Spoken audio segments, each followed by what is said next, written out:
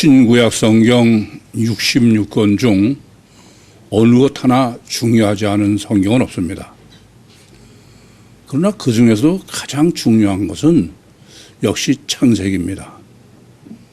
창세기는 구약 성경의 첫 단추일 뿐 아니라 성경 전체의 첫 단추니까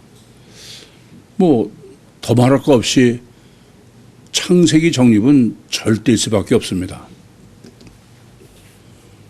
창세기를 잘못 정립하면은 다른 것은 올바로 해석할 수가 없어요. 창세기를 정립한 전제로 창세기를 전제로 다른 성경이 다 쓰여 있으니까 다르게 말씀드리면 창세기는 모든 성경의 해석과 신학의 정립의 원리요 법칙이요 기준이다. 그렇게 이해하시면 되겠습니다. 아시는 대로 창세기는 전체가 50장으로 구성되어 있는데 1장부터 3장까지는 창조의 설계도고 4장부터 11장까지는 아브라함의 족보입니다. 그리고 12장부터 36장까지는 아브라함과 이삭과 야곱 스토리라고 보면 되겠죠. 그리고 37장부터 50장까지는 요셉 스토리입니다.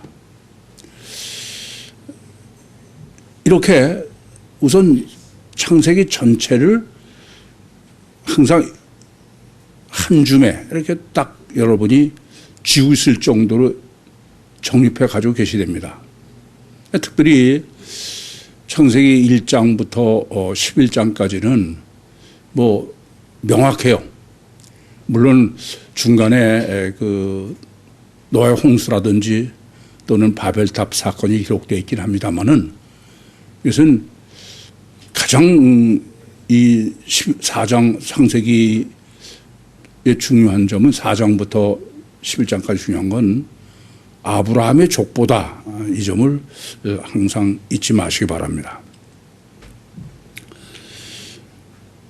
성경을 어떻게 해석할 것이냐. 이것은 기회 있을 적마다 제가 강조해 말씀을 드립니다만은 먼저 코끼리를 볼 수 있어야 된다. 그렇지 않고는 그것은 다리를 아무리 정확하게 해석해도 그건 전혀 성경 해석이 아니다. 그런 말씀 드립니다. 방향이 틀리니까요. 그래서 성경 해석의 가장 원리의 법칙은 어떻게 하면은 성경을 전체로 먼저 볼 수 있을까? 그 점을 고민해야 되고 정립해야 됩니다. 성경이 우리는 하나님이 인간의 어른으로 계시하신 하나님의 말씀이면서 동시에 인간의 말임을 믿습니다. 이 말의 의미는 하나님은 직선으로 뵙기 역사하실 수 없고 직선으로 기록되어 있는 게 성경이다. 어디든 모순될 수 없다 그런 말씀입니다. 그런데 워낙 방대한 양이다 보니까 이 모순 없이 직선으로 그렇게 성경을 보는 것이 용이한 것 같지 않습니다. 사실은 성령의 역사 없이는 안 되죠. 어쨌든 법칙은 성경이 하나님의 말씀이다.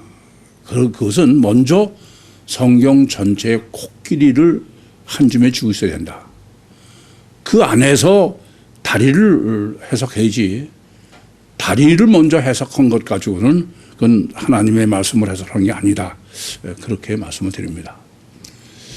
저는 그러면서 하나님께서 성경 해석을 어떻게 할 것이냐 이걸 가장 아주 명확하게 처음부터 계시하고 해주신 것이 7일 창조의 설계도다.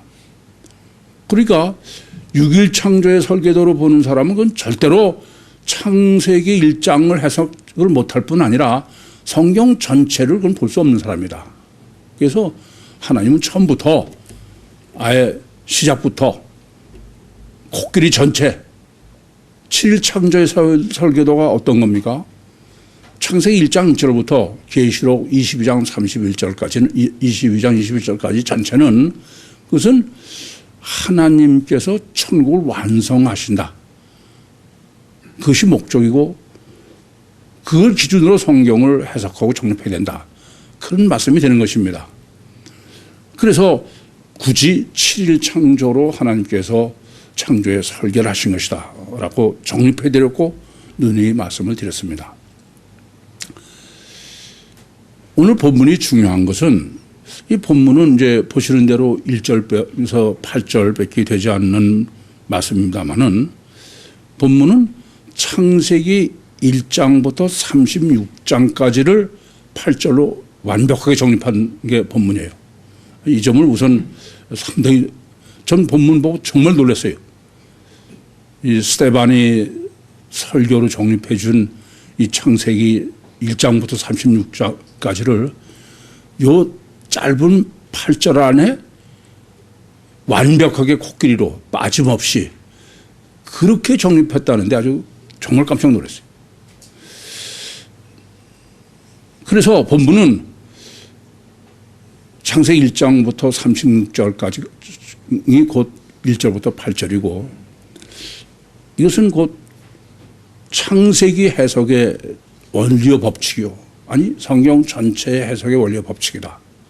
그렇게 보시면은 우선 그렇게 보셔야 본문을 올바로 해석하고 정립할 수 있겠습니다.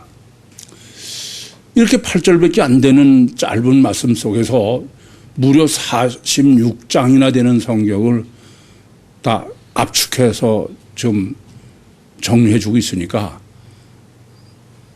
다 어려울 수밖에 난해합니다. 참 저는 이 세미나 동안에 하나님한테 참 불평불만을 많이 했어요. 아니 그 세미나에 그냥 총력하느라고 그럼 좀 본문을 쉽게를 배정을 해 주시지 야속하게 꼭 그냥 세미나 때는 제일 어려운 본문을 배정해 주셔가지고 그냥 사람을 달달 볶냐고 그렇게 불평불만을 좀 했습니다. 이렇게 본문은 그 해석과 정립이 워낙 난해하게 그렇게 구성되어 있기 때문에 처음부터 아주 정확하게 보셔야 됩니다. 잘못하시면은 1절을 별로 관심 없게 보시기가 쉬워. 제가 그간에도 몇몇 분이 본문에 대한 질문을 하시는데 1절은 아예 그 언급도 없어. 뭐 항상 드린 말씀대로 1절은 지금 1절부터 8절 아니 지금 60절까지의 첫 단추의 서론이에요. 그렇게 보면은 이걸 해석하는데 가장 중요한 것은 오히려 1절이다. 그렇게 보셔야 됩니다. 여러분 한번 본문 보세요. 이 본문에 이 말을 써야 됩니까? 대제사장이 가로되 이것이 사실이냐? 아 이거 뭐하러 써? 아 이거 안 쓴 이거 썼다고 뭐 뒤가 뭐가 스데반의 설교가 달라집니까? 이거 쓸데없는 거 써놓은 것 같아. 근데 이게 절대 문제야. 그래서 그 전부터 바로 보셔야 본문을 바로 해석할 수 있습니다. 그러니까 우선 뭐 대제사장이 가로되 이랬으니까 우선 대제사장부터 다시 생각하라 이거죠. 대제사장이 어떤 사람이에요? 대제사장은 율신이 절대인 사람이다. 그럼에도 불구하고 사두개인이다. 유기절대다. 그러면은 이중체를 믿는 사람이어야 되는데 이 사람들은 이중체 아니라 단일체다. 유신 종교다. 거기에 이제 첫 번째 정립해야 될 내용이죠. 두 번째는 이것이 사실이냐. 이 말은 어떤 말입니까? 스데반이 레마, 영적 설교를 한 것에 대해서 모세와 및 하나님을 모욕했다게. 하나님과 모세가 아니고 모세 하나님이라는 말은 하나님이 율신 절대인 것 같지만 이 사람들은 모세가 절대인 사람들이다. 금송아지다 그랬어요. 두 번째는 뭐 하나님 말씀이라면 뭐 아주 절대인 사람들이 우리가 보기에는 그게 바로 이 유대인들이고 대제사장인데 그런데 모세의 규례, 유전, 트래디션, 그게 절대인 사람들이다. 그것이 지금 이것이 사실이냐라고 질문한 내용이에요. 그렇지 않습니까? 다르게 말씀드리면 모세가 영적으로 해석해서 한 레마와 그들이 그 유전으로 그건 물론 당연히 안 맞죠. 그러므로 본문을 해석하는데 절대적으로 중요한 문제는 대제사장과 스데반의 대접법이다. 그렇게 보셔야만 바로 해석할 수 있습니다. 그러니까 워낙 이 지금 성경 창세기 36장까지를 뭐 1절 빼면 7절에 딱 정립하는 거니까 바로 해석하기 위해서 미리 가이드라인을 제시한 거예요. 이걸 빼놓고 해석하면 못하니까 아예 염두에 두고 해라. 그렇지 않으면 방향이 어떻게 할지를 굉장히 본문이 간단한 것도 굉장히 어려워요. 자, 그러면 이제 본문을 하나씩 정립해 보도록 하겠습니다. 부형들이요, 우리 조상 아브라함. 우선 조상 아브라함의 신학부터 정립을 해야 되겠습니다. 조상 아브라함의 신학은 제일 먼저는 조상 아브라함이 섬기는 신이 어떤 신이냐 이게. 왜냐하면은 하나님 유대인들이 하나님은 절대라고 그러면서도 실제로는 하나님이 절대 아니고 누가 절대예요? 모세가 절대예요. 그러니까 본문의 의도는 조상 아브라함의 신학으로 아브라함과 이삭과 야곱이 섬기는 신이 어떤 신인지를 먼저 정립하라 이겁니다. 그래서 우리 조상 아브라함, 조상이라는 말은 무슨 말이 됩니까? 창세기 1장부터 족보로 이어 내려온 그렇게 해서 아브라함이 있는 거죠. 아브라함은 그냥 느닷없이 있는 인물이 아니잖아요. 그래서 이 첫 번째 조상 아브라함 신학으로 율신을 하나님, 사실 율신이라는 말은 아직 쓰면 안 되죠. 그러니까 아브라함이 섬기는 신의 신학, 이렇게 해야 아마 정확할 겁니다. 그것은 창세기 1장에 천지를 창조하시고 창세기 2장에 사람을 창조하시고 창세기 3장에 원죄를 설정하시고 그리고 창세기 4장부터 창세기 11장까지가 아브라함의 족보예요. 아브라함의 족보. 그러니까 조상 아브라함을 자꾸 거꾸로 올라가면 어디에 도달해요? 창조주 하나님이요? 율신에 도달한다 이게요. 제가 어린이 공용 시간에 야, 진화론이 맞냐 창조론이 맞냐. 그러니까 뭐 다 진화론이 맞는다 그래서 한번 딱 생각해보자. 그러고선 뭐 아니에요. 넌 어떻게 해놨냐? 네 부모는 어떻게 했냐?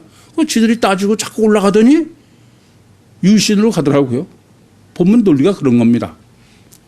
첫째, 여러분 이제 본문에서 정립해서 여러분 이제 확실하게 해두셔야 될 문제는 여러분 성경 보시면 늘 나는 아브라함의 하나님, 이삭의 하나님, 야곱의 하나님이다. 그게 무슨 의미냐? 그게 무슨 말이에요?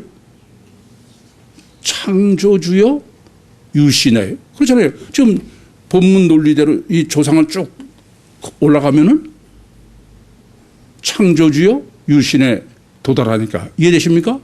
그래서 첫째 조상 아브라함의 신학은 율신 신학을 정립한 것이다. 두 번째 조상 아브라함의 신학의 두 번째는 인간이니까 육신의 아브라함, 육신의 신학이에요. 육신의 신학은 어떤 거냐? 창세기 5장 1절부터 5절에 보시는 대로 아담이 셋을 낳고 셋이 뭐 에노스, 그래서 노아로 해서 데라로 해가지고 아브라함에 도달했어요. 그렇죠? 그게 무슨 말씀이냐 하면은 지금 조상 아브라함의 육적 신학은 아브라함은 아담의 자손이다. 느닷없이 뚝 떨어지는 사람이 아니다. 그렇죠? 그게 육적으로는 아브라함은 누구 자손이요? 아담의 자손이 되겠습니다. 세 번째 조상 아브라함의 신학은 영적 신학을 정립해야 돼. 영적 신학은 어떤 거냐면은 창세기 5장 1절부터 5절에 아담이 셋을 낳는데, 셋은 어떤 사람이라고 하냐면은 가인이 죽인 아벨이 친모에 있는 사람이다. 그렇게 해서 바로 이런 셋이 노아 세 쌍둥이 중에서도 셈으로, 그래서 데라 세 쌍둥이에서 지금 아브라함에게로, 그렇게 해서 어디로 가요? 메시아로. 그러니까 이 조상 아브라함의 영적 신학은 무슨 말이냐면은 영적 자손이다. 그 말은 하나님의 백성이 되게, 메시아 조상이다. 그런 말이 됩니다. 이것이 지금 바로 지금 본문에서 조상 아브라함의 신학을 정립하라고 그러는 본문의 정립의 내용이에요. 세 가지를 알아야 됩니다. 뭐요? 유신, 창조주다. 그런 말이고, 두 번째는 육으로는 아담 후손이다. 영으로는 하나님 백성이다. 이런 얘기가 됩니다. 그러고선 우리가, 그게 이제 1절이에요. 그리고 2절과 3절은 이 1절에서 정립한 이 아브라함을 분해하는 거예요. 분해하는 거예요. 그래서 아브라함 신학입니다. 그러면 이제 아담 후손, 육적 신학으로서의 아담 후손의 아브라함은 어떤 사람이냐? 지금 본문 2절과 3절에 보시면은 메소포타미아와 그 갈대아를 굉장히 강조해요. 원래는 이렇잖아요. 뭐 갈대아를 떠나서 그래서 하란에 있다가 이렇게 해야 되는데, 하란을 먼저 해놓고서는 거꾸로 메소포타미아에 있을 때, 그리고 갈대아 사람, 이건 거꾸로 하는 건 굉장히 강조법이죠. 무슨 말씀이냐면은 육이 절대다 이게요. 육적 아브라함 후손의 말의 의미는 육이 절대다. 그러니까 육이 얼마나 절대냐? 뭐 하나님이 떠나라도 못 떠나고 자기 아버지 데라가 있을 때는 하란에 있었다. 그게 우리가 창세기 11장에서 정립해서 다 아는 거 아닙니까?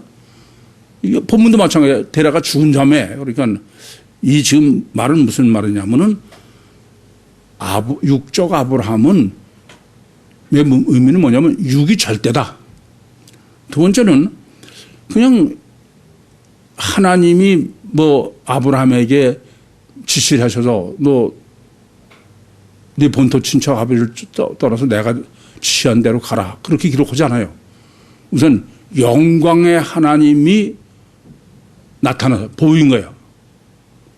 그뿐이 아니에요.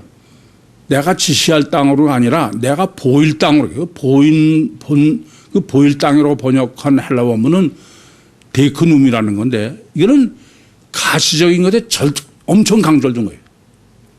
그게 무슨 말씀이냐면 육적 아브라함은, 아담 후손 아브라함은 육적으로 어떠냐면 육이 절대인 사람이에요.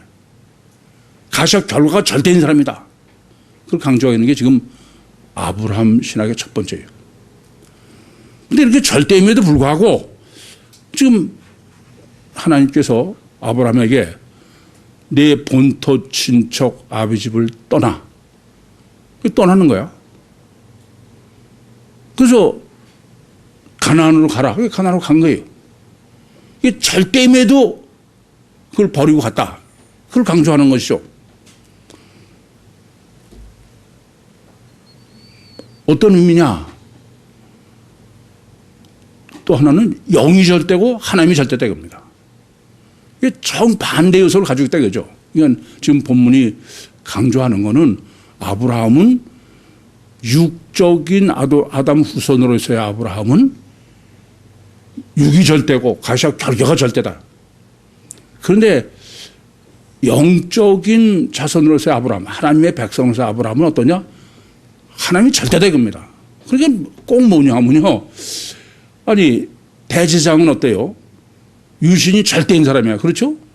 그러면서도 또 뭐가 절대요? 육이 절대야. 그걸 그대로 지금 그 대제사장과 사두개인이라는 걸 분리해서 성경이 계시한 것에 반해서 이 지금 아브라함은 한 사람이 두 요소를 가지고 있는 거죠. 이해되십니까? 이게 지금 본문이 정립해 주려는 핵심이에요. 무슨 말씀이냐면은 아브라함은 이런 이중체다 이게요. 지금 본문을 정립해 주려고 하는 것은 그건 이제 끝까지 가보면 더 확실해요. 그러니까 이런 말씀이 됩니다. 지금 이 스데반이 레마 영적으로 지금 아브라함을 분해한 거예요. 그건 어떠냐면 아브라함은 겉사람은 뱁새인 육체 우선 그리고 가시적 결과가 절대예요. 근데 속은 어떠냐? 황새인 영이 들어있는 이중체지 단일체가 아니다 이게. 그래서 아까도 말씀드린 것처럼 이것은 대제사장과 대비론으로 정립하지 않으면 안 된다. 그걸 전제로 했어요. 이해되시죠? 그래서 지금 그 본문은 이 아브라함은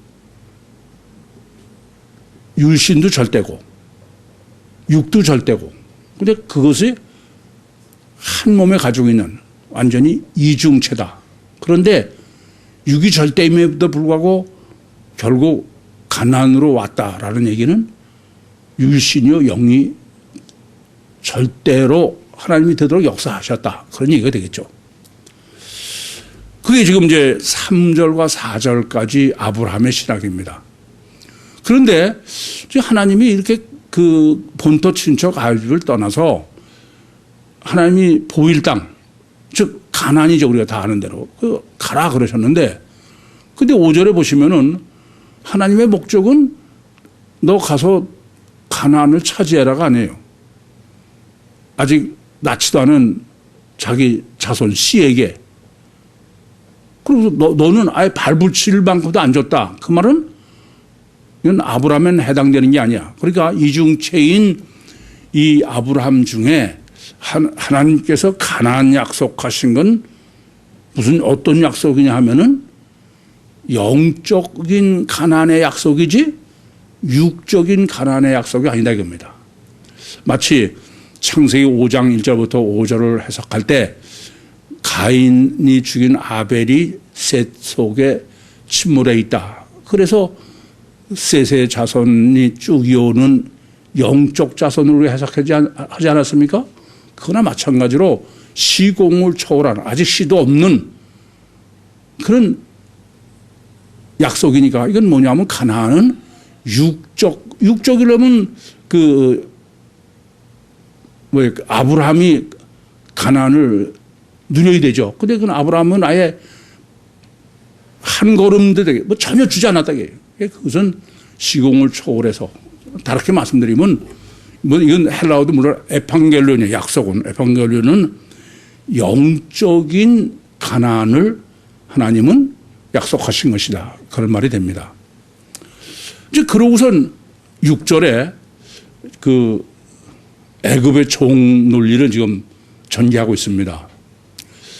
우선 우리가 아셔야 될 것은 하나님께서 창세기 15장 13절부터 16절에 보시면은 아브라함에게 이제 네 자손이 하늘의 별처럼 많겠다. 그래 놓으시고선 네 씨가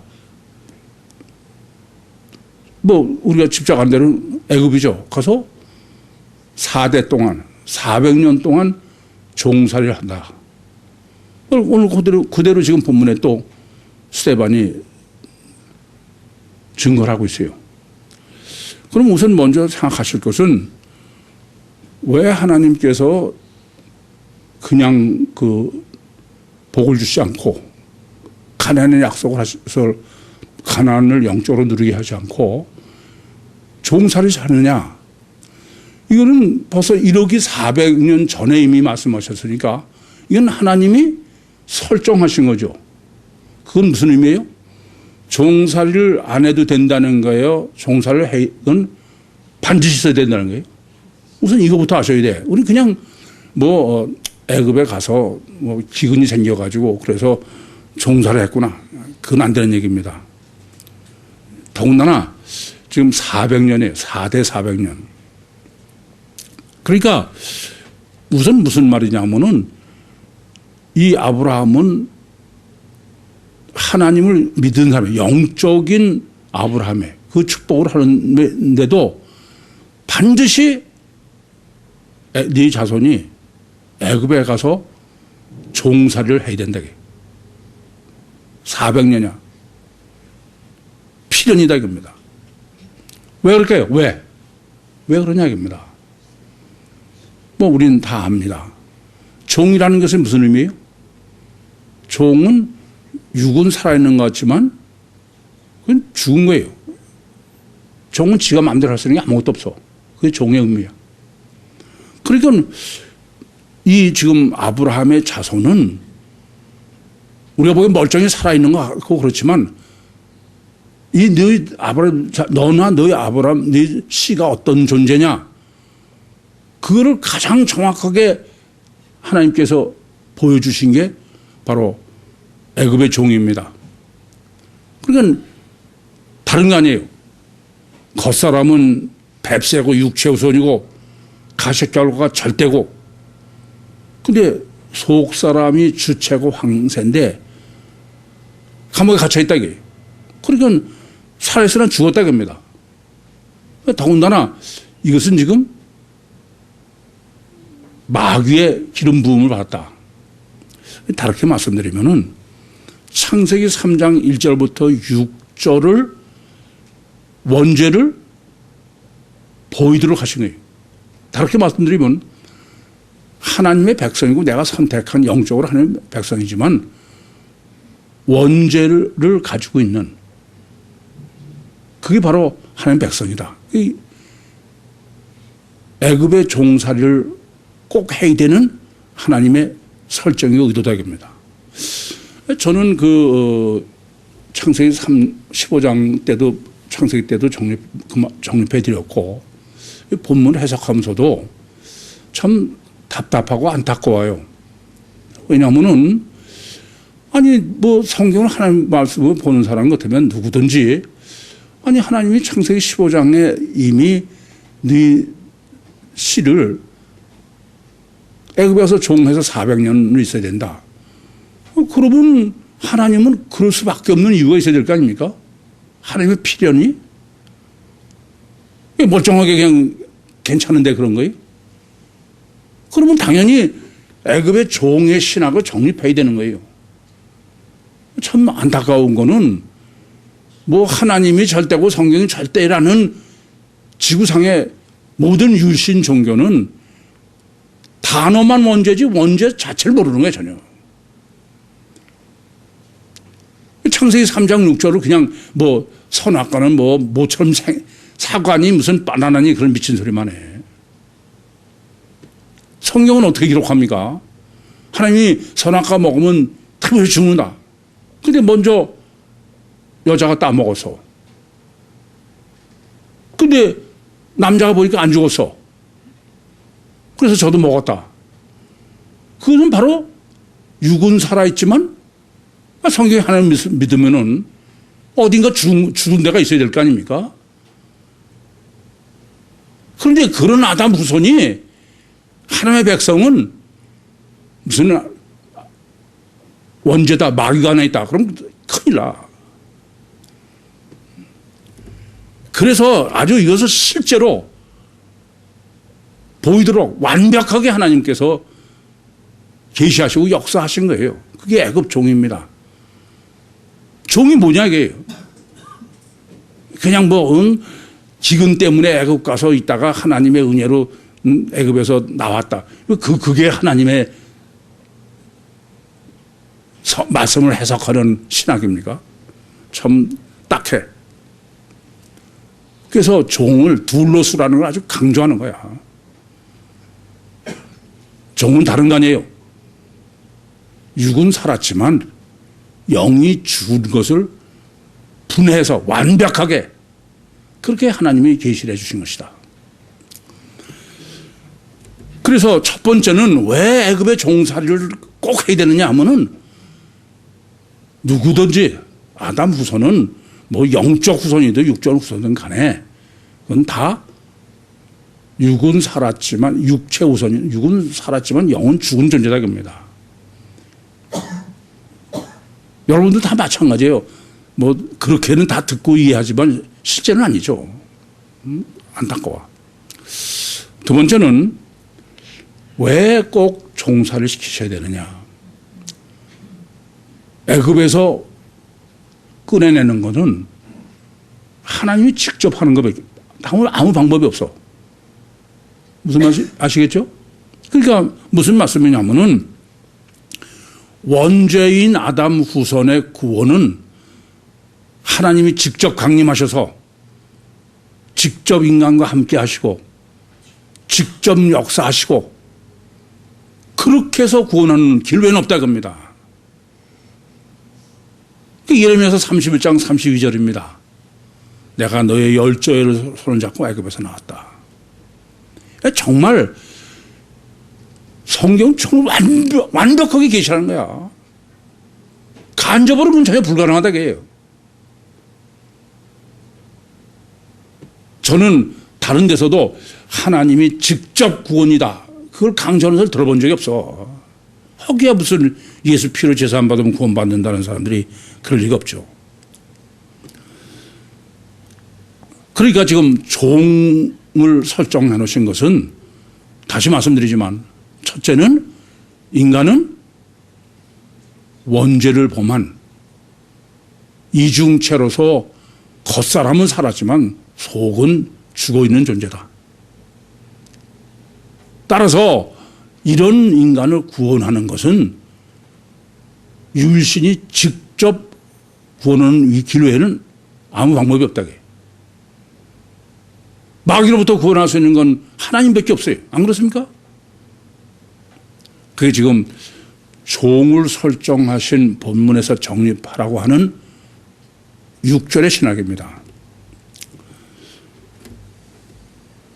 그러면 지금 7절은 이런 종에서 하나님께서 이제 종 삼았던 것을 심판하고 구원하시겠다는 거 아닙니까?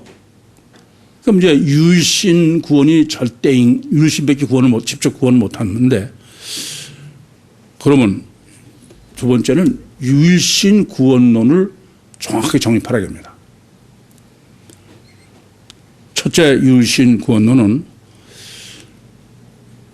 방금 말씀드린 것처럼 육이 죽고 육은 살고 영이 죽어 있는, 그래서 애굽의 종인 사람이에요. 이런 것은 유일신이 직접 구원해야지 다른 방법은 아무것도 없다. 간접은 절대 안 된다.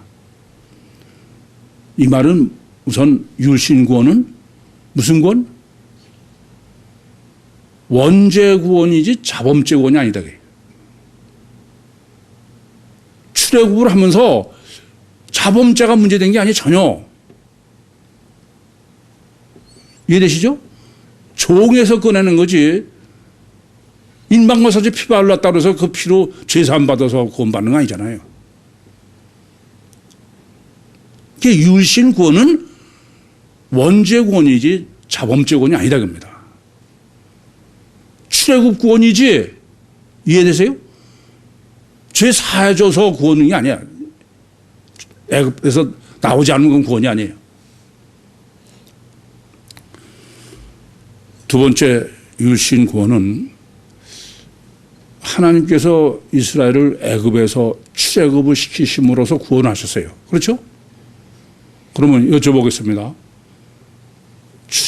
왜 출애굽을 시킨 목적이 뭐예요? 네? 제가 세미나 때 여쭤보죠. 출애굽에 왜 하나님이 애굽에서 꺼냈냐? 목적이 뭐냐? 가나안에 들어가는 게 가나안에. 아시겠습니까? 두 번째는 가나안 구원입니다. 율시는 첫째는 출애굽 구원이에요. 출애굽 구원은 무슨 구원이에요? 원죄 구원이에요. 원죄 구원 자체가 목적이 아니다. 가나안에 들어보려는 거야. 가나안 입국 구원이다 이겁니다. 그래서 제가 세미나하면서도 요한복음 7장 38절 39절을 가지고 이렇게 말씀드리죠. 생수양이 배에서 넘쳤다. 그거는 바로 이 배라는 건 여자의 자궁이다. 그것은 아기가 엄마 자궁에 잉태되면은 엄마로부터 탯줄을 통해서 떡과 물과 공기를 받아 먹어야 된다. 그게 뭐냐? 성령이다. 그런데 그렇게 해서 성령으로 구원받았다고 그래서 뱃속이 목적이 아니야. 어디가 목적이에요? 이 땅으로 나와야 되는 거예요. 출생이야. 무슨 말씀이냐면은 출애굽의 목적은 출애굽 자체가 아니에요. 가나안에 들어가려고 그러는 거예요. 가나안에. 지금 약속은, 지금 하나님은 아브라함한테 뭘 약속한 거예요? 이게 땅을 보통 강조하는 게 아니야. 가나안에 들어가려고 하는 거예요. 천국 구원이다 이게. 유토피아가 아니다 그런 말씀입니다. 아시겠습니까? 이게 율신 구원의 두 번째는 지금 이렇게 이스라엘을 애굽의 종살이 했다가 하나님께서 구원하시는 이 구원의 신학은 두 번째는 천국 구원이지 세상 구원이 아니다. 천국 입국 구원이다 이겁니다. 아시겠습니까? 출애굽 자체가 목적이 아니에요.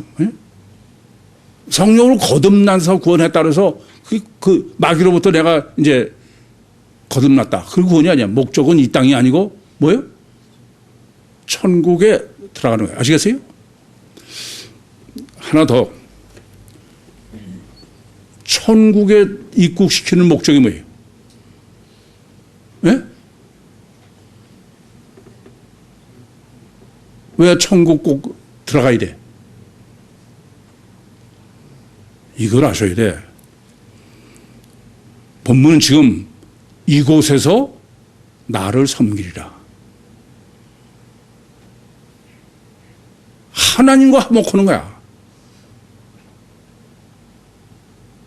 이해됩니까? 천국이 목적이 아니에요. 제가 그래서 세미나 때도 그냥 예수 믿고 구원 받으십시오. 어쩌고 천국까지.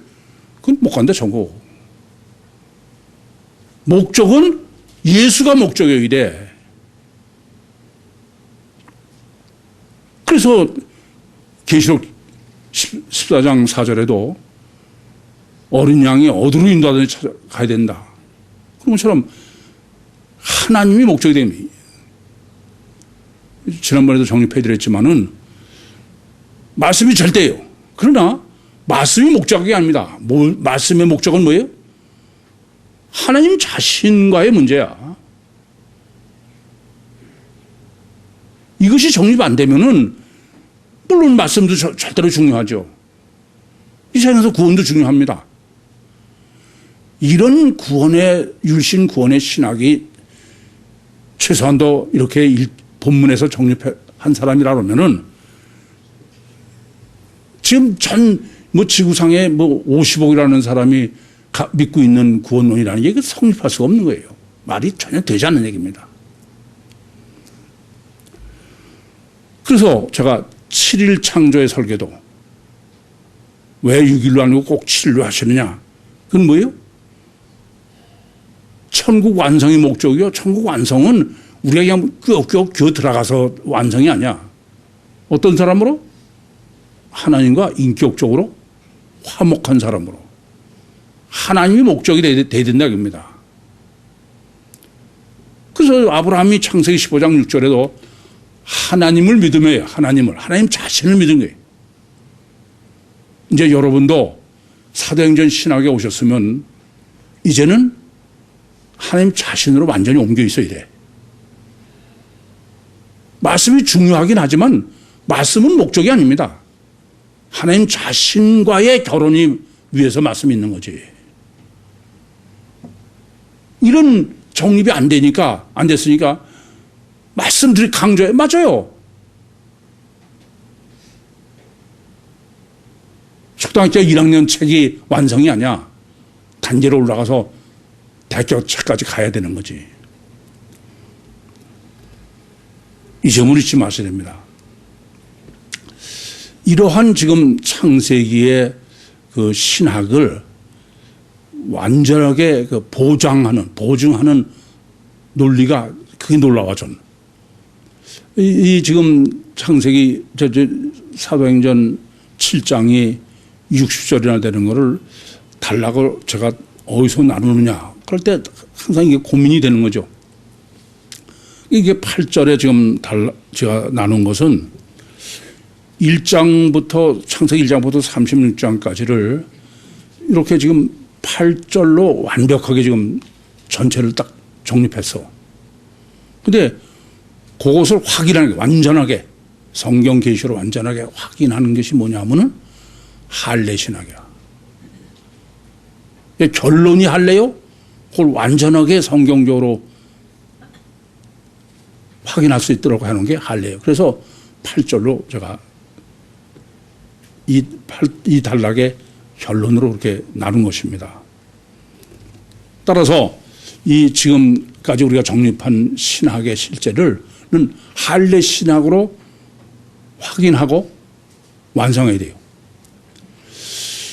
참 제가 보면 이것도 참 답답한데, 아니 유일신을 믿는 종교, 뭐 특별히 유대교는 유대교인이 되는 절대적 조건이 할례예요.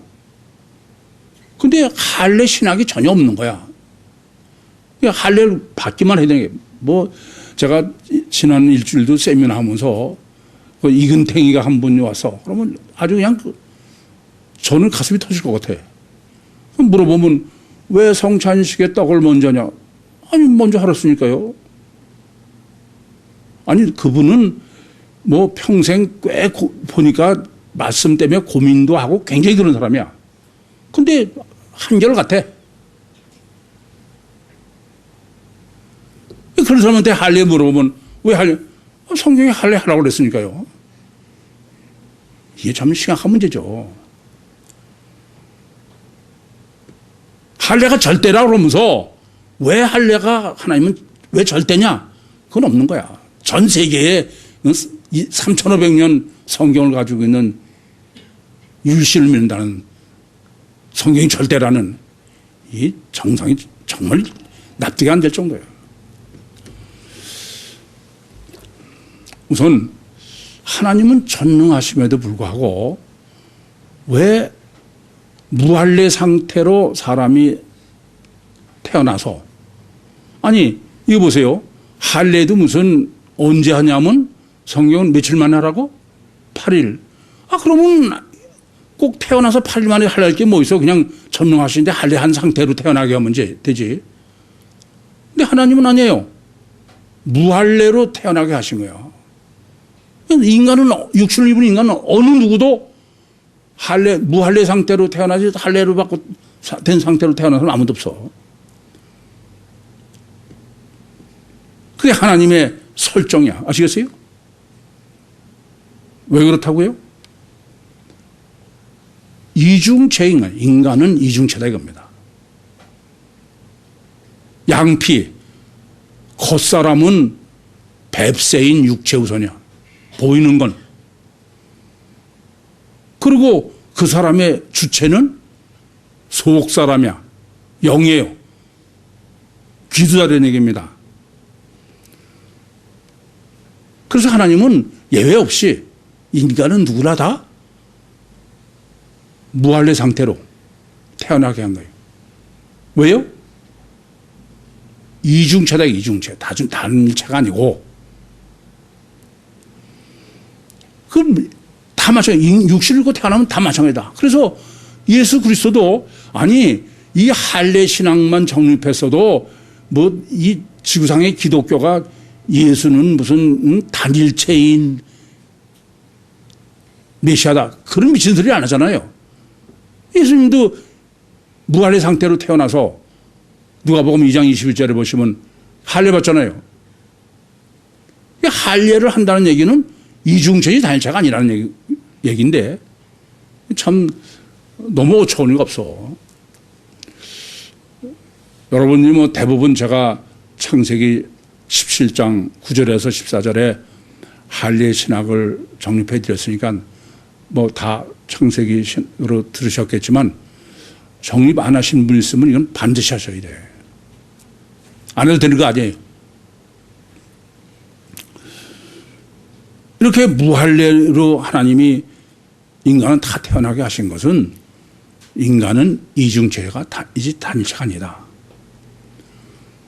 그런데 반드시 할례를 해야 된다. 창세기 17장 9절부터 14절은 할례 안 받으면 그건 멸망하는 거야. 절대야. 왜 그래요?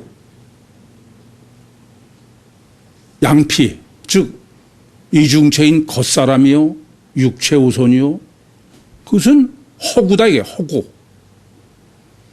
보이는 육체는 실제 같지만 허구다 이겁니다. 실제는 어떤 거냐? 양피 속에 있어서 보이지 않는 기도, 영이 실체다. 이게 기도다. 실체다 이겁니다. 그래서 허구인 양피는 베어 버려야 되는 거예요. 하나님이 창조해 놓으신 것을 베어 버리도록 해 놓으신 거야. 이 점을 명심하셔야 됩니다. 할례는 뭐냐? 이중체만 해당되는 사측생의 실체예요. 늘 말씀드리지만 단일체는 사측, 죽으면 산다는 말이 성립 안 해요. 죽으면 끝나는데. 그렇지 않습니까? 죽어야 산다는 얘기는 이중체의 겉사람이 죽어야 그 사람의 진짜 주체인 속인 영이 산다. 그게 사측세계야. 예수님께서도 아무든지 나를 따라오든 자기를 부인하고 자기 십자가를 지고 나 쫓아라 하신 얘기입니다. 그것은 이미 할례로 창세기 17장부터 다 정립해 준 거야. 그러니까 실제로 하나님께서는 사람을 이중체로 설계하고 창조하시고 그러고선 겉사람은 뭐 허구고 그건 뱁새고 실제는 속에 있는 사람이 영이 실체다. 그렇게 하셨지만 그것을 물리적이요 실제적으로 분해해서 완벽하게 사람들이 인정하고 믿고 받아들일 수밖에 없도록 그렇게 하신 것이 바로 할례 신학인데 참 안타깝게도 또 말씀드리지만 할례가 절대로만 강조하지 왜 할례가 절대인지는 전혀 모르고 있다는 점은 참 어처구니가 없어요. 그러니까 지난번에 창세기 7장 9절에서 14절에 제가 할례 신학을 정립한 건 3,500년의 성경 역사에 그건 처음이야. 여러분 중에서도 또 말씀드리지만 할례 신학을 정립 안 했으면 그건 반드시 해야 됩니다. 그러면서 지금 본문이 강조법이 있어요. 뭐냐면요. 아니 아브라함도 할례 했잖아요. 할례 받지 않았습니까? 근데 아브라함 할례는 언급도 없어. 그래서 지금 할례는 누구만 받은 거로 기록하고 있어요? 8일 할례의 이삭입니다. 이미 8일 할례 이삭 때 8일 할례 신학을 정립해 드렸지만은 이것은 우선 사람만이다. 짐승은 할례를 할 수가 없어요. 아예 하나님이 짐승을 설계하신 것은 짐승은 동물은 할례가 불가능합니다. 사람만 할례가 할 수 있도록 하나님이 설계해 놓으신 거야. 그러고선 그걸 8일 할례로 해 놓은 거예요. 8일은 뭐가 8일이라고 그래요? 완전이라서 영적이 완전이다. 그건 창세기 때 정립해 드렸으니까. 근데 이삭만 지금 딱 8일, 그래 역사상 최초로 난 지 8일 만에 할례를 받은 거는 이삭이에요. 근데 이게 본문을 보시면서 문제가 있습니다. 그러면 이삭의 아들인 야곱은 며칠 만에 할례를 받았을까요? 야곱도 8일이야. 그럴 거 아니에요. 당연히. 에서는 이미 이스마엘은 13살 때가 됐으니까는 6대 할례를 한 거지만 그런데 야곱이 8일 만에 할례했다는 얘기는 전혀 없어. 아니, 다른 이유는 있지만 여기뿐에 성경 전체로도 8일 할례는 원칙적으로 이삭과 예수님밖에 없어. 이해됩니까? 그래서 이 8일 할례 때 메시아 신학을 제가 정립해 드렸습니다. 오늘 본문이 바로 그 점입니다. 이 할례를 지금 메시아의 구원론까지 합해가지고선 기가 막히게 정립해 주는 거예요. 이렇습니다. 여러분 창세기 5장부터 이스라엘 족보를 다 보시면은 늘 한 사람만 이어가. 그죠? 그러니까 아담이 셋. 셋은 이제 아벨이 침몰한 거예요. 그리고 셋의 자손은 하나밖에 없어. 하나만 기록해. 에노스. 그죠? 쭉 가다가 노아. 그리고 노아는 이제 세 쌍둥이를 낳았어. 셈과 함과 야벳. 그렇지만 또 이어가는 것은 아니에요. 셈밖에 없어. 데라. 그리고 데라 또 세 쌍둥이 돼서 지금 누구만 이어가요? 아브라함이야. 그런데 문제가 있어. 야곱부터는 하나가 아니라 12이야. 안 그래요? 이 신학이 너무 놀라운 거야. 왜 하나님께서는 이삭한테 에서와 야곱 쌍둥이를 낳게 하셨을까? 누가 우야? 에서가 형이야. 에서는 어떤 사람이에요? 육체 주도야. 그래 안 그래요? 무슨 말씀이냐면은 지금 이 에서와 야곱은 이삭의 이중체요. 보이도록 이해되십니까? 신인 메시아의 이중체야. 그래서 에서는 육은 양피에 벼 버린 거예요. 그럼 이제 야곱은 누가 돼요? 뭐가 돼? 야곱은 속. 신인 메시아면 야곱은 뭐가 돼요? 부활이 되는 거예요. 부활 예수야. 거기에만 이제 12자손이 있는 거야. 이미 할례의 의미로 정립해 드리는 거나 마찬가지로 바로 예수가 메시아인 건 영적 메시아. 12사람은 민족을 구원하는 구세주다 이겁니다. 그러니까 주님은 십자가에 죽었어요. 죽은 게 뭐예요? 에서요. 그건 뭐예요? 양피야. 이해됩니까? 부활은 뭐예요? 부활하신 예수는 야곱이야, 야곱. 지금 본문에. 실제로. 그게 바로 메시아고 귀두다 이거 말이에요.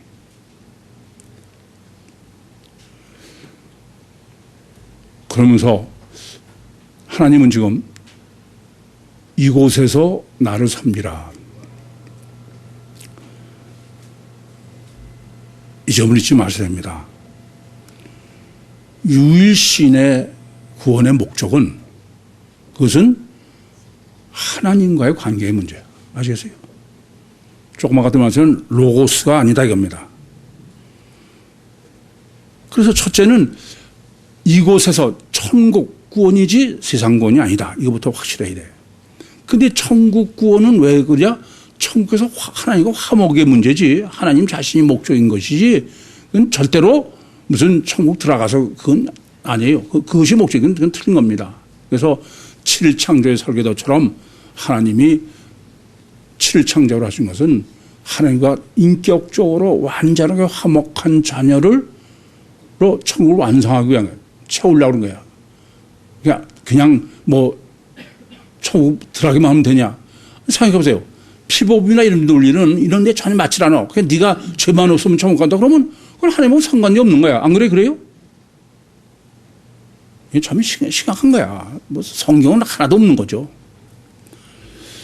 그러기 위해서 하나님께서는 천국 구원 때문에 그 구원도 하나님과 인격적으로 화목한 구원, 하나님을 섬기는 거로 지금 표현한 것처럼 천국에서. 그렇기 때문에 사람을 육체 우선인 이중체로 설계한 거예요. 그래서 창세기, 영성 세미나 때 왜 하나님께서는 꼭 육체 우선으로 해놓으셨느냐. 고차고 설명 좀 해드렸죠? 그것만이 우리가 구원받을 수 있다. 육체에 갇혀서. 또 하나님도 나하고 같이 독방에 있어서 그래서 화목 훈련이다. 그런 논리를 정립해드렸어. 이 점을 잊지 마셔야 됩니다. 그래서 사람은 하나님께서 인격적으로 하나님과 화목한 아주 순수하게 화목한 자녀를 얻기 위해서 이중체, 육체 우선 이중체로 창조하시고 그리고 이 이중체의 육 감옥 안에 내용이 갇혀 있어야만 자유를 많이 몰라서 그래서 자기 자유를 포기하기 쉽고 또 육체 속에 수도 없이 회개할 수 있어서 하나님하고 화목하는 그런 거지. 그냥 너 자신이 하나님과 상관없이 뭐 의롭다. 전혀 그건 상관이 없는 얘기야. 그건 하나님을 믿는 게 하나님이 뭐하러 그러려면 천국을 이 세상을 창조하고 그럽니까? 제가 기독교를 고발한다 해서도 야 만약에 하나님이 우리가 선하고 의로운 게 구원이라면 그건 하나님 악질이야. 그건 내가 이 땅에 태어나다 창조해달라고 소원한 것도 아닌데 능력도 없이 죄를 질 수밖에 없는 사람 해놓고선 그럼 이제부터 네가 선하고 그러면 내가 너 구원할게. 그게 악질이지 그게 말이 돼? 제가 보면요 이 하나님을 고 성경 믿는다는 게 큰 문제야. 열심히 믿는 사람일수록 이게 말도 안 되는 아니 이성이 완전히 마비됐어.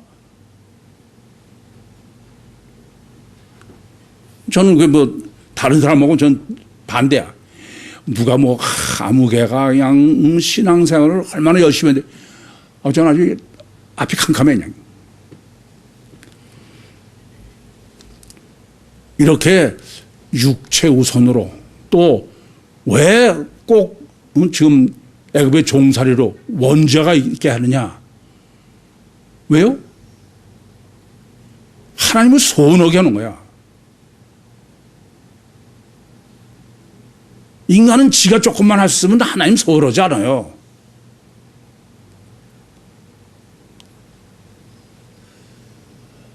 그러느라고 원죄를 범하게 하는 거예요. 이런 하나님의 마스터 플랜을 모르니까 왜 뭐 선악과를 둬서 말썽이야. 웃기는 소리 하고 있는 거예요.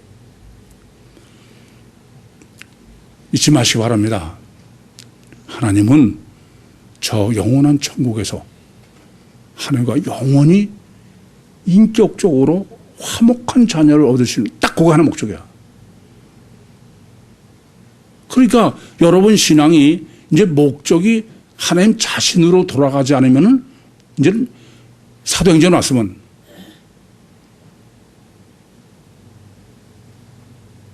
이 점을 아셔야 돼. 하나님은 상관없이 내가 무슨 그건 하나님 구원하고는 아무 상관이 없는 거야. 그것을 고민해야 돼요. 그래서 아브라함도 창세기 15장 6절에 아브라함이 하나님을 믿으며 하나님 자신을 믿는 거지 하나님의 뭐 피를 믿고 하나님의 무슨 구원의 은혜를 선물을 제가 비유로 늘 말씀드리는 것처럼 아버지를 기다리는 사람이지 아버지 선물을 기다리는 사람 안 되는 거야. 천국 자체가 목적이 된 사람 천국 전혀 못 가거든. 전혀 모르는 소리입니다. 이렇게 그래서 그 육체 우선으로 해놨기 때문에 마태복음 5장 25절에 그 길에서 사화라는 것처럼 육신으로 있는 동안에 구원받지 못하면 그건 절대 천국 못 가는 거예요. 그건. 그래서 하나님께서는 하나님도 한 번밖에 살아볼 수 없는 육신의 삶을 우리한테 허락하신 것입니다. 육신을 있는 동안에 정말 복음을 올바로 정립하고 깨달으셔서 육신을 완전히 십자가에 못 박고 할례를 받고 그렇게 해서 내 주체인 내 영이 하나님과 인격적으로 결합이 되는 길에서 사화하는 주님을 내 심령 속에 실제 모셔드려서 이 땅에서도 하나님의 자녀로 육신과 세상을 승리하시고 천국에서도 하나님 자녀로 천국의 소유주로 주님과 함께 영원한 영광을 누리시는 우리 모두가 되시기를 간절히 소원합니다. 기도하시겠습니다. 살아계신 아버지 하나님, 은혜와 사랑을 감사합니다. 이렇게 창조하시고 이렇게 역사하시고 이렇게 말씀하신 주님, 그럼에도 불구하고 저희의 완악함과 연약함을 긍휼히 여겨 주셔서 은혜를 베푸신 중에 은혜를 더하사 종말 때 주님께서 친히 선택하신 온 천하보다 귀한 심령들 한 심령도 낙오되는 자가 없이 주님의 영광이 되게 해 주시옵소서. 예수님의 이름으로 기도하옵나이다. 아멘.